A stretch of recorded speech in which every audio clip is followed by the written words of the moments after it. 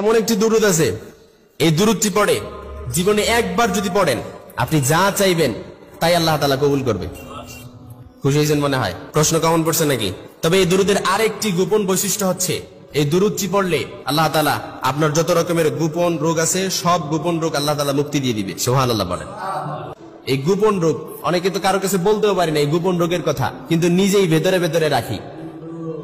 অনেক সময় দেখা যায় যে হসপিটালে যাওয়ার পরে তো ডাক্তার আপনার পরীক্ষা নিরীক্ষার পরও আপনার রোগ কি নির্ণয় করতে পারছে না, আপনার কি রোগ এটা নির্ণয় করতে পারছে না। এজন্য এই গোপন রোগটাকে এটা আস্তে আস্তে আমরা কি করি, বয়ে বেড়াই, আর এটাই আমাদের ভেতরটাকে জ্বালায় পড়ে সারকার করে দেয়। It will burn yourself inside.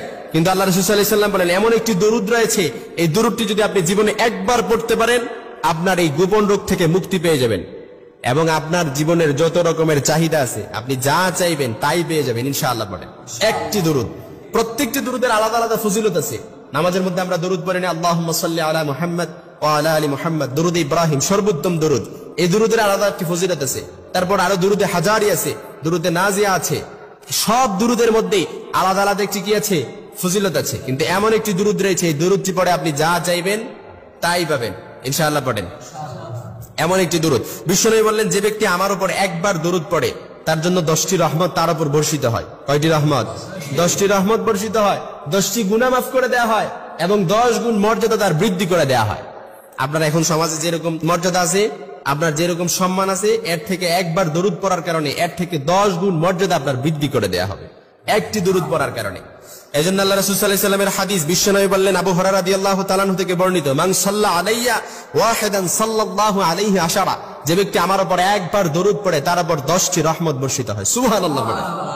এজন্য বিশ্বনবী বললেন কোন মানুষ যখন আমার উপর দরুদ পড়ে এই দরুদ আমার কাছে ফেরেশতারা তার নাম, তার ঠিকানা সহ, তার বাবার নাম সহ আমার কাছে পৌঁছে দেয়া হয়। সুবহানাল্লাহ বলতে পারলেন না?